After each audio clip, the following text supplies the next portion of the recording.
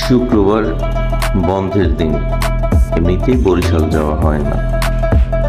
এই শুক্রবারে বরিশালে গেলাম, তো ইমরান চায়ের দাওয়াত দিল। তো এরপর ইমরানের সাথে একটু চা খেতে বের হলাম। সচরাচর তো বরিশাল থাকা হয় না, এই জন্য ঘোরাও হয় না। আগে তো দুজনের খুব মোটামুটি ভালোই ঘোরাফেরা হতো। তো তার চায়ের দাওয়াত নিলাম। এরপরে ইমরান রবির দোকানে চা খেতে নিয়ে গেল,